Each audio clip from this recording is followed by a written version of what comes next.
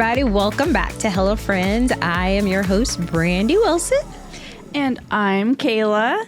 And today we're going to dive into a topic that I think is something that is so incredibly beautiful while also being very emotional. Especially, I know for me, every time I've thought about this since I saw the topic, I was like emotional for a bit over it. Yeah, I think it's something that it gives you no option but to go deep. That's true. It does give you, you do have to go a little bit deep with this one. This is not a superficial topic at all. So what we're going to talk about today is Dear Younger Me. Yeah. When you think of that, I know for me, I have kind of two different points in my childhood that I think of. So when you're thinking of that, like what comes top of mind for you when you're thinking of like... There's a lot that happened when I was a kiddo. I think there was a huge shift when I turned 12 in my younger self. When I turned 12, I kind of had to have a bunch of like grown up issues I had to deal with. Yeah. Which is hard because I was really sheltered little kid. And then when I turned 12, it was like the world spun on its axis a little bit for me. And so that was hard to try to navigate these very grown up emotions and still be a kid and trying to figure out where you're going. Yeah. Yeah. When I think about like what I would want to say to my younger self, there's two different parts, I think. Like there's a section and something different I would say to like young Kayla, you know, like pre-teenage years. Okay. And then there is a total different message that I would want to tell 20-year-old Kayla? Like, no, teenage Kayla. Really? Like, high school Kayla. Like, for me, and, like, not to just get, like, deep and lost in the ocean, like, at the very beginning of this, but, like, for me, when I was younger and I was growing up, there was a lot of comments and questions and issues around my light and my personality. And I was so young. I was a kid. Like, I didn't exactly know how to process that. Some people made it seem like jokey and then others really didn't. And it was a lot about just how I was like just too much.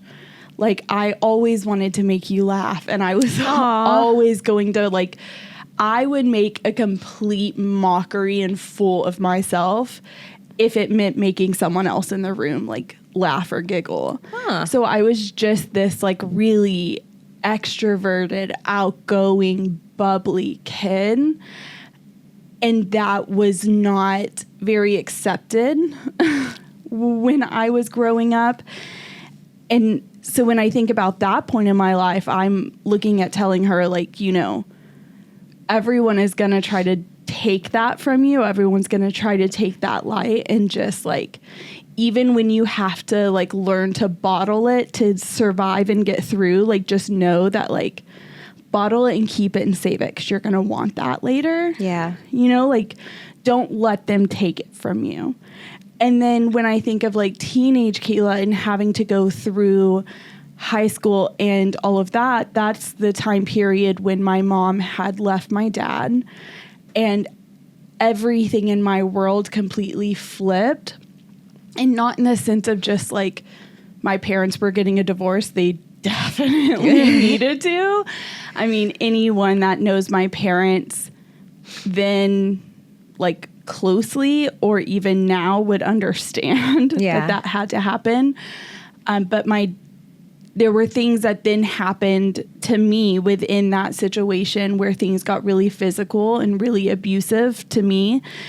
And, you know, I live with that now every day, and it's a different message I would need to tell the version of me that had to go through that. Yeah. The version of me that didn't think that I would make it to this point in my life. The version of me that didn't think that I would, like, even make it out of that part of my life. Like, it's just a very different message I would want to give there. And I think that applies to pretty much everybody, because, you know, as you grow and you change, who you are evolves. I know little Brandy was very unsure of herself, to let other people get kind of close to her, only because I knew who I was and I didn't want anybody else in my family to judge me. Yeah. And so I kind of, you know, I was really sheltered. I was also very, very spoiled, but I was also incredibly opinionated. Same. And I know when those opinions came to light, sometimes they weren't always very welcomed. There wasn't a warm reception to certain things, because I had an opinion about things at a very young age. I remember telling my parents, "Why did you have 2 more kids? I didn't want siblings." Because I really didn't. I was cool. I felt like I was an only child and I didn't want to have anything to do with them. And, you know, hindsight is 20/20, because I can look and see from my parents' perspective, like, what is wrong with this kid? Like, but I really didn't, because I knew who I was. And it's not that I'm a selfish person and I wasn't a selfish child. I just wanted certain things the way I wanted them. And I felt like my siblings were a hindrance to me. Yeah, I'm the youngest. Yeah. So I don't necessarily fully get that to an internal level. However, I will say, if I were in my sister's shoes, like, that's how my sister felt. Derica treated me, listen, we're so close now, Derica, I love you to pieces. Oh my God, stop. But she was such a bully. She was so mean to me. And it was because she was like, I did not want a younger sister. Yeah. Like, she was cool having a sibling. She wanted a brother. So she hated my guts like, growing up. It was so bad. And I had one of each. And it's not like we had like a huge age gap. I just really, I was different than they were. I was like a huge bookworm. I wanted to read all the time. I was, So did I. Why are we so similar? It's so crazy, because we, like, did not grow up together, but we have so many similarities. You know, and I was okay with cutting the rest of everything off just to go and escape into my room. And I had a really vivid imagination. And so I could play by myself. Even though I had like 2 siblings, I never wanted to play with them. And my mom, I had a little sister. My mom was like, go play with your little sister. Why? That was me. And then the older I got, it was, you know, I had these 2 younger people that I was responsible for. So my first date, I had to take my little sister with me. I hated everything about that. Yeah, that sucks. It did suck. So, you know, everybody has like these seasons in life to where you look back and you're like, okay, how could I have changed some of these things? Now, granted, I couldn't have changed having siblings, but this Brandy, if I could go back and tell little Brandy, it's okay to have younger siblings. It is. They will enrich your life in certain ways, and you can learn some things from your younger siblings. Now, granted, I have older siblings too. And they're like way older. They're like 10, 12, 16 years older than me. I draw more from them than I do my younger siblings. Interesting. Yeah. And so I kind of feel like maybe my younger siblings could grasp more from me than I did from them. So, you know, looking back now, I would tell little Brandy, it's okay to play with them. It's okay to engage with them. It's not that serious. Now, I will say by the time I turned 12, life changed for me dramatically, only because the dynamic in our house changed. My dad had a massive heart attack, and I watched my dad get progressively ill from 12 to 15 when he passed away. That is so hard within a household. It is. And my dad was the predominant breadwinner. And so to watch this person that is like your Superman deteriorate and just go down to where he's not able to work, he's hardly able to walk, he's in and out of the hospital, he's sick all the time. And then even it was hard for us to leave him at home by himself. Yeah, because he can't do what he would need to do. Like, if he needs something, he can't And if there was an handle it. emergency, so a lot of the time my mom would leave me, because I was the oldest in the house, there with my dad, which was really hard. Try being 13, like having to babysit your parent to make sure they don't pass out or they don't bleed or like something like that.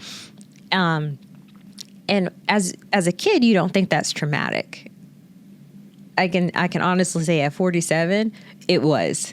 Yeah. It was very traumatic. Well, you're the one there, like, taking on, like, the responsibility while they're going off to do something else. Like, whatever it is, like, that is a lot of responsibility on someone to be the one that's like, you're going to be here in case something happens. In case something bad happens, you're going to have to handle it. Like, that is in your head, like, and I feel like when you're going through it at the time, you're probably sitting there saying, like, well, it's my dad, I just got to make sure he's okay. Like, you almost just, like, immediately is like, yep, you just go into this, like, survival mode of, like, this is my job, I got to make sure this is handled, da-da-da-da.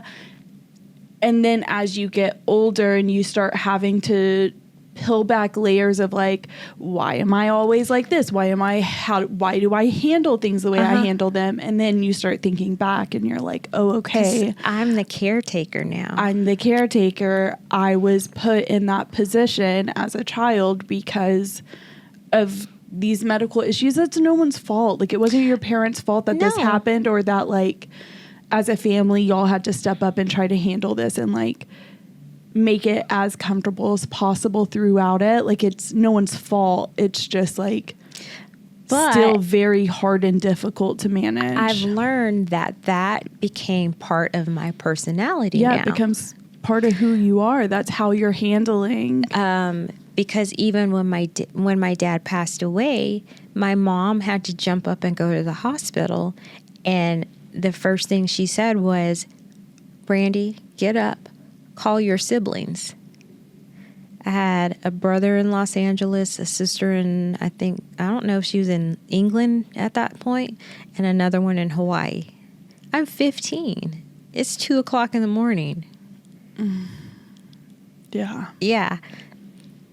So, that is when little Brandy had to morph into adulthood, because now I have very grown responsibilities to make sure people are aware and people know what's going on. And I'm still like that. My mom's a lot older and my siblings are not here. I'm the one that's in the state with her. I'm the one that has to help. And so now that's my role. I'm the helper. Yeah, the caretaker again. And so I would honestly tell younger me, it is okay, because it honestly has made you a stronger person. Yeah. I am able to deal with a lot of really tragic and traumatic things because I've always been put in those kind of roles. And not everybody is able to deal with that and cope with it. Yeah. Not everybody can handle it. I think that when things happen, me and my therapist talk about this a lot, because, I had to learn really quick as the dynamic had shifted in my house that, like, you now have to read a room within 0.5 seconds. You've got to know how to handle and how to address. But at the same time, like, I'm a teenage girl. Like, I am going brain's through. Not. Yeah, I got hormones happening. I got things happening. Like, I'm not okay. And There's a few things about me that when you have me in your life, you just learn. If you're accusing me of something I didn't do, I'm going to get fired up. I am going to same, girl, same. Like, it's a wrap. No, ma'am, no, Sam. Like, and it was something that, like, at that time, I couldn't always necessarily stop that part of me, you know? So I'm not saying I'm innocent in any of the stuff that happened. I don't want to say that. I mean, I was a child. I mean, but like hormones. I'm going to sit there and like if I'm getting called out or you're yelling at me or like eventually I'm going to hit my breaking point and I'm going to mouth back off. Yeah. Like me too. And I'm not gonna lie, I'm still the same. I still will to some degree. Like it's all still in there for sure. Yeah. I can get a little mouthy sometimes, especially when I feel like you're like wrong. Oh yeah. Or like you're questioning me in a way that is like not okay. Or accusing me of something that I didn't do. Yeah. Like you're accusing me of something that I didn't do and like that's a shot at my character. And like I don't like that because I think that through everything, that's the one thing that I try really, really hard to control in myself is like making sure that I'm the best person I can be, like the best version of me possible. It's like, how dare you? Yeah, that's me 100%. How dare you? But like, you know, I think for me, like when I think of that time period when I had no option but to all of a sudden like switch into full survival mode and learn how to navigate very, very tough situations, things that I should not have been in. And then, you know, the last really bad time and the time that like I physically have the most damage from, after that happened, I was told I needed to go take the blame. I needed to go apologize for it. And then I was left there in the house for an additional week after the fact. And I was told, you're in theater, you're in one act play. Put your face on. Go put on the performance. So just chalk it up and take the hit for it. Take the hit because you've got to get through. And at the time, I was supposed to be left there for another 2 weeks. Thankfully, that didn't happen. Thankfully, there were other adults in the community because I had a pageant that night. So I performed in front of an entire town with handprints bruised around my throat and a huge bruise on my hip. I just would want to tell her it is a hard road from here, and all the things you're thinking about of like it would be easier to just go now. Just go now. Call this life an L. Move past it because like just get it over with, because you're never going to be able to overcome everything that's happened. Like at that point, I was so hurt physically, mentally, and emotionally that I was like, there is no point in even trying to overcome this. And I just would want to let her know, like, but you're gonna. Yeah. You're going to, and it is hard. You know, there's days where, like, I'm literally tearing up right now. Like, it's hard. There are days that are harder than others, and this week has just been, like, an especially rough one, like, physically, but I just would want to tell her that, like, you don't just make it out and survive. Like, you build something and you change everything within that family and the people around you. Like, you surviving and you handling everything the way you do is going to be the thing that makes the difference. So like, stay strong. You're stronger than you know. You're smarter than you realize. And just trust yourself through it. And ultimately, you're going to build something so great that it is worth dealing with the pain, dealing with the work you have to put in. Like, it becomes worth it. Just like push through. You got to think too, just how amazing your life has become. Yeah. And it, you know, that was a season of your life. That honestly doesn't define you. Like the things that I went through as a younger person, they didn't define me definitively with who I am. In fact, it caused me to love myself a lot deeper than what I initially thought, and to trust who I am, which is what you're doing. You're trusting who you are. And I also learned I don't need anybody's permission to be myself. Yeah. I don't need anyone's approval. You know, as a kid, you look to your parents for approval, and you always want their approval. You want their blessing. And it took a long time for me to realize I don't need this from you. I can go off and do what I need to do and be who I am. I don't need that. Would it be nice if I had it? Absolutely. But it's not a necessary thing. And at least for me, it has shown me I needed to love myself a lot more than everybody else. And I had to care about myself. Yeah. You know, at some point you have to stop and say, I get it. You're my family. I love you guys to death. I care about you, but I need to care about myself a lot more. Yeah. I need to water myself. Yeah. Because nobody else is going to do it.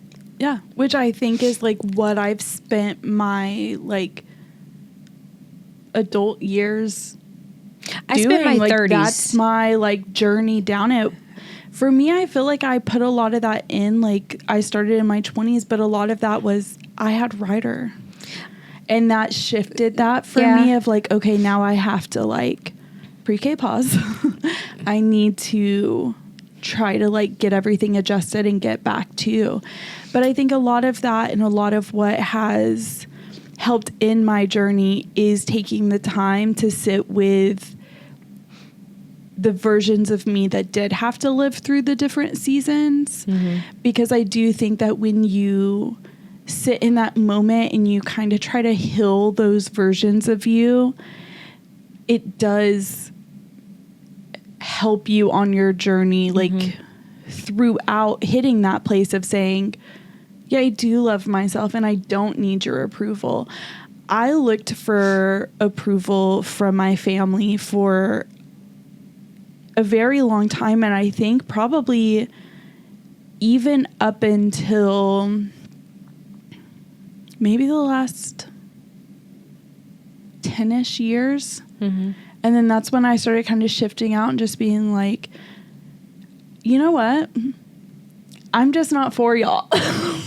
You know what? Y'all just haven't really seemed to understand how great I am. So I'm just gonna focus on me for some time. I got a lot to do anyways. Yeah.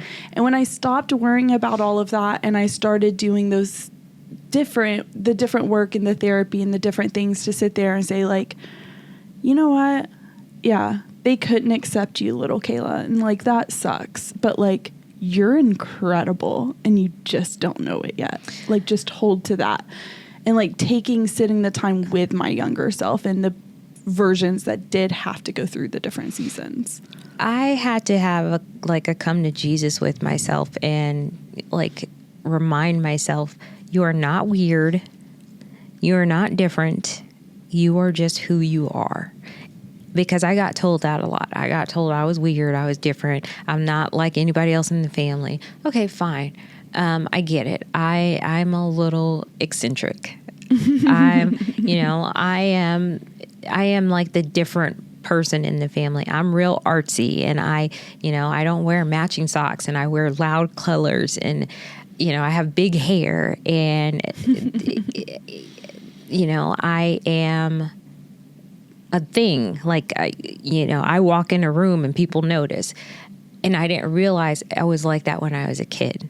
And so I tried to shrink myself a lot. And it wasn't until I was about 30, it was, why are you doing this? This is just who you are. You know, you have to embrace Brandy. Those are the things that make you you. You don't need to shrink to fit in anybody's box. And why do these rules apply? Who made these rules up? And it wasn't until I learned that it was like, oh, okay, I don't have to apologize for who I am. I can stand my ground and I can love myself and I can have weird things in my house and, you know, and this is just who I am. Yeah. And I'm okay with that. But it took a long time for me to understand, you know, it's okay to be who you are. Yeah. And that's like what I was saying with like, don't let them take it. Yeah. Just like, because they'll try to. They're going to try to. And like, I think sometimes, especially as someone who grew up in more of a survival mode type situation, you have no choice but to bottle it up to a sense. You have no choice but to like shrink yourself to try to like make it. And so like same thing of just like, yeah, but just like save it though. Like, yeah, bring it in a little to like survive. Yeah. Totally fair. You're very valid. There was a lot of things in how I handled things where I questioned it along the way, but looking back now, I'm like, everything you did was valid. Everything, how you handled it was fine. Everything you did was fine. I am so glad that to some degree, I didn't let him take everything, even when I had to shrink myself. I think a lot of us have to shrink ourselves. Oh, yeah. But like, you do eventually, to fully love yourself, have to go on that journey to let all of that back out and become back, like step back into who you are. Yeah. Yeah. So I totally get that. Cause like, that's how I feel of just like, yeah, just like bottle it up and save it. Yeah. Just like hold it tight. Cause you're going to need that eventually. And if you don't, it is not the easiest journey as you try to rediscover and like let yourself back to yourself. I like at this point in my life, I tell everybody I am unapologetically me. Yeah. I do not care what your perception of me is. I don't. I have no qualms about it. I will tell you, I don't give a fuck what you think about me. Yeah. Last time I Love checked, me or hate me. Yeah. And there's people that don't like me. I've ran across people even at work that said, "Oh, I can't stand her," and I'm just like, you act like I'm supposed to be bothered by that. Last time I checked, I really don't care. Like, you're a stranger in the street to me. That has no bearing on my life whatsoever. Just because you don't like me doesn't mean I'm going to stop being who I am. I'm just not. So at this point, I'm unapologetically me. I can be who I want to be. I can do whatever I want to do, and nobody's going to stop me or say anything about it. Now, granted, you know, parents always have something to say. Doesn't matter how old you get. But at this point in my life, I just stand my ground. This is me. You can accept me and love me for me, or you can stop talking to me. Yeah. Those are your options. You have no other options. These are what your options are. Yeah. I think you have to get really comfortable with yourself when, like, to get to that place. You do. And you have to get really comfortable with you in your life and just, I'm enough. Yeah. And it's not easy. It's really hard to do because you have to do a lot of soul searching, and you have to, I tell people all the time, date yourself before you try to date anybody else, because you might be a lot. Like, I know I'm a lot to deal with on a day-to-day basis. Even like being my friend, I know I'm a lot. I know I'm a lot. I know I require a lot of attention. I know that I am incredibly silly. I know that I like, this is a lot. And I'm fine with that. And I'll tell anybody, I'm like, oh, you want to be friends with me? You know, I'm a lot. Like, this is work. Yeah, but for the right people, it's not a lot. I know. Like, for the right people, it's what's needed. Like, you have to think like, look at me, okay? I literally have had a really rough week. I've let it be known towards the end. The first of the week, I just tried to go kind of MIA and fix it, and it didn't work. And I was like, shit. And then I thought I was going to also get to fix it yesterday. I was like, okay, I called the chiropractor's office Friday morning. I was like, I'm going to drop right her off. I'm going to go straight there. I'm going to get like adjusted again, even though I just went on Monday. And hopefully that'll help. Like, and I called and they were like, he's out sick, but the other guy's here. Okay. The other guy can't do my stuff. Like, he did it one time and it was the worst pain I've ever dealt with after. So I was like, no, I'm good. I'll figure it out. Okay, thank you. Bye. Like, I'll figure it out. But as soon as we get here today, and like, even this morning, I'm running late. Everything's like a hot mess. Like, my life's just been rough this week. I walk in and you have me literally laughing and giggling, and like, I haven't really got to laugh a lot this week. It has been a lot of just like pain and like just uncomfortable, and I don't want to, so I'm sad. And you look at it as like, oh, I'm a lot, da da da da da, and we look at it as like, thank God. Like, I'll get to see Brandy and she'll be silly and she'll like remind me of like why I deal with this and why I push past this and why I fight. Aww. So like, you look at it as like, oh my gosh, I'm so much. But for the rest of us, like, thank you. You know, because I know like there's times where I'm told that I'm a lot. I am. I mean, I'm not saying you're not a lot. I'm not saying you're not a lot. You are a lot, but I'm just saying some of us need that. And, you know, as a kid, when you're told that, that's one of the things that you don't like about yourself. It's like, okay, well, how do I keep from being so much? How do I keep from being over the top? How do I make myself quiet to where I don't get in trouble?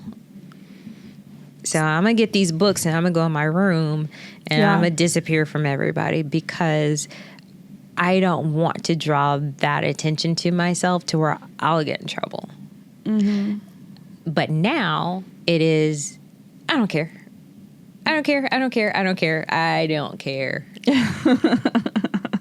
I'm doing it. Here it is. Here it is. I don't care.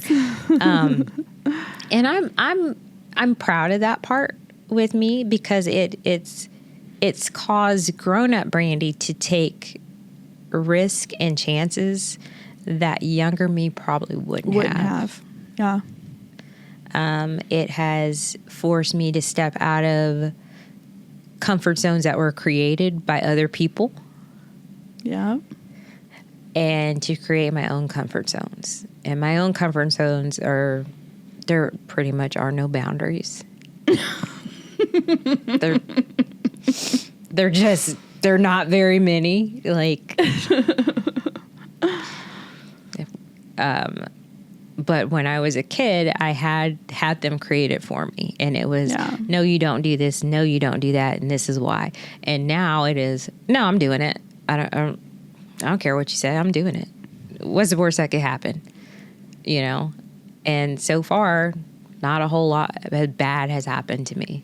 So I look at that as little Brandy probably was saved just a smidgen from some bad decisions.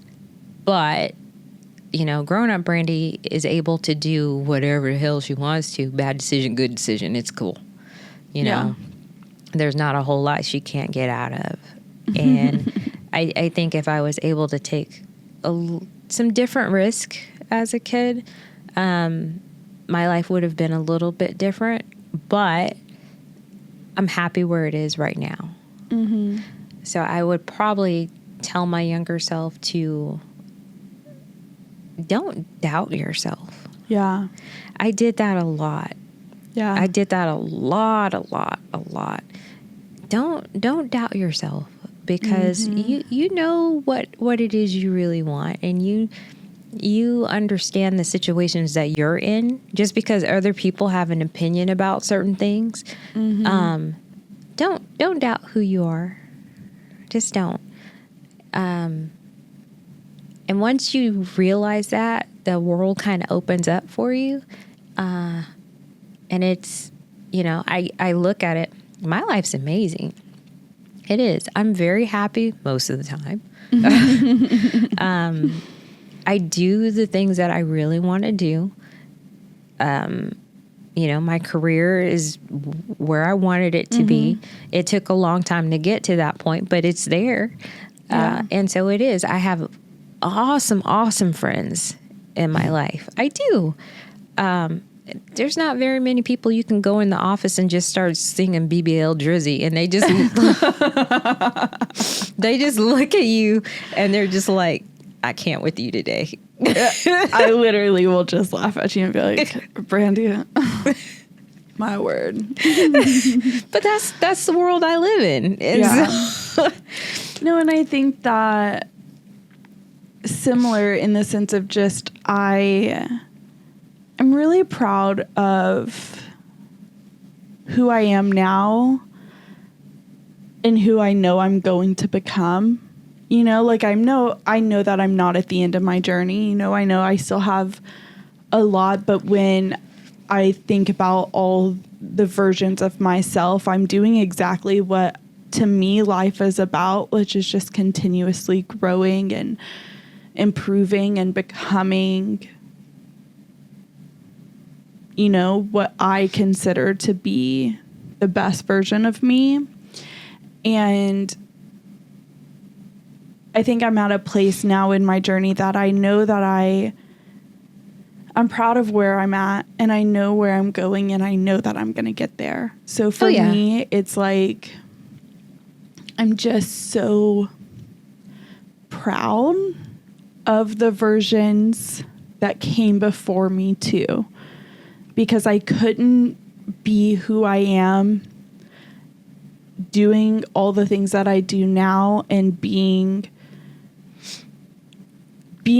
who I am within certain relationships and to certain people that I care so much about now, had I not gone through all those other versions, had I not done all of that. So I'm just proud of, despite, again, I'm not saying not everything I did was great. There's plenty of things that I'm like, man. I mean, mistakes happen. Yeah, you shouldn't have done that. Yeah, mistakes happen. But I give myself a lot of grace in those moments too, because I'm like, you were going through things that a lot of other people didn't even live through or make it out of. So like, sure, you weren't the best, but look now, like, okay, you made it through all of that and still made it to this journey, still made it where you are. So just giving little me grace, being proud of her for making it out to be able to make it to the next version, to the next version, to the next version, to get to the point where I can sit on this couch and say, I literally love my life. See? I love my life. I didn't think I would make it to this point in life. I didn't think I'd get here. But I'm so glad that I did, because I do genuinely love the people that I have close to me. I love my boys more than anything in this world. And I'm just very proud of who I've been able to become throughout it all. So I'm just, giving that grace in that moment of like, wow. And you're still going. Yeah. Our chapters haven't ended. They're just continuations, and we haven't written the next couple of chapters yet. Yeah. I know once I hit the 50 mark, you think I'm unapologetic now? Oh, man. Man, when Brandy hit 50, what? All bets are off. I'm just waiting. Like, all bets are off at that point. I did want to bring one thing up before we get close to our closing. There's a 9-year-old fashion designer that I follow on TikTok. He's 9. And this little boy's parents co-sign on his dreams so much, which is why he's a 9-year-old fashion designer. Yeah.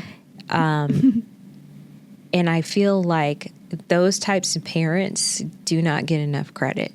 Yeah. Because he started sewing when he was 4 years old. And he's the youngest fashion designer in the world. He's in the Guinness Book of World Records. And so I think that if we as a collective co-signed on our children's dreams as much as his parents did, the world will be a much better place. Only because I've watched him the past year, and I've watched him grow. And looking at this, I was like, when I was 9 years old, I was told to sit down and be quiet. Mm-hmm. And that children are to be seen and not heard. Yeah. His parents, this little kid he's flown all over the world. He's made dresses for celebrities. He has his own couture line. And so I look at him and his parents as the utmost inspiration, because I look at that and I'm like, I wish more parents were like that. Mm-hmm. I think that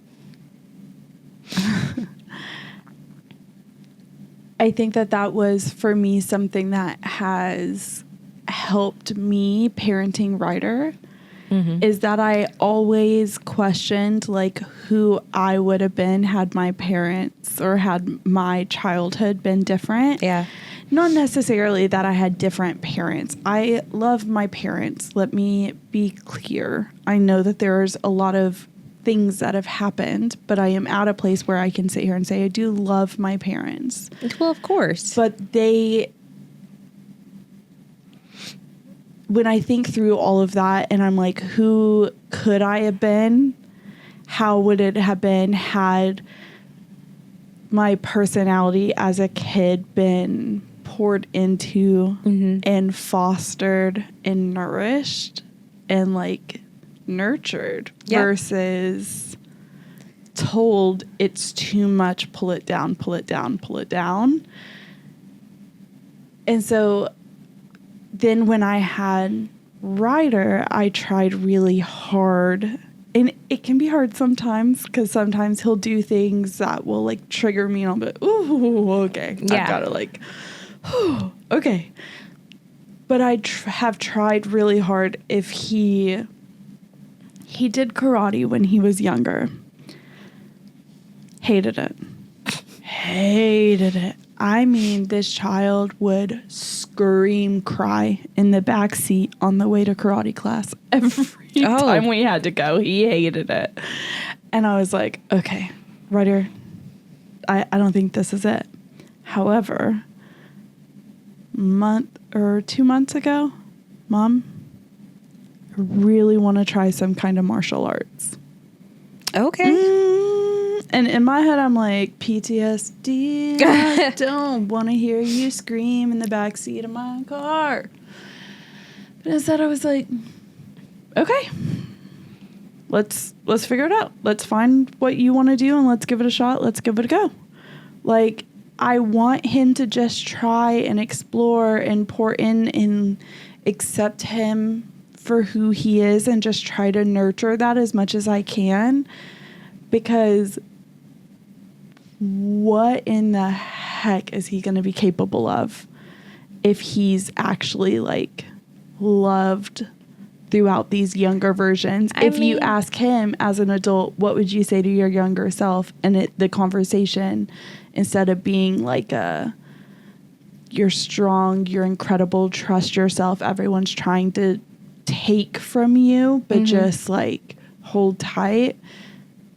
If we all change that narrative and how we parent our kids, where when they look back and say, what am I, like, what would I say to my younger self? They're just like, wow, like, well, you see so what cool, you see what mine is. Like, you see how mine is. Because I didn't want to ever stifle my children's creativity. Yeah. And because mine was stifled. You know, I was told that writers didn't make any money because that's all I ever wanted to do. Yeah. And so when I had my own kiddos, it was whatever you want to do, the world is your oyster. Yep. You create it. And I think if we, as collectively as a society, poured more love into people instead of trying to tear them down and make them fit in a box that they don't necessarily fit in, things would go a lot better for us as a whole. I think that's our time. Yeah. So, look at that. I know. That was quick. So, as a call to action, though, I encourage everybody to like kind of sit with yourself and write a letter to your younger self just to see how far you've come and how far you actually can continue to go. And if writing is not your thing, you can just sit there and think about it. Or you can make a TikTok about it. Yeah. Or do however it works for you. Yeah. But just do it. Yeah. Just talk to the inner child you have inside of you. And if you weren't able to play as a kid, I implore you to go outside and play. It's summertime. So go do you. Yeah. Live your life. And make sure you like, subscribe, follow, all the things. You can find us on all the places: YouTube, Spotify, Apple Music, Apple Podcast. I think there's something else too, but we'll put it on the screen. Yeah. And remember, life be lifin'. Sometimes.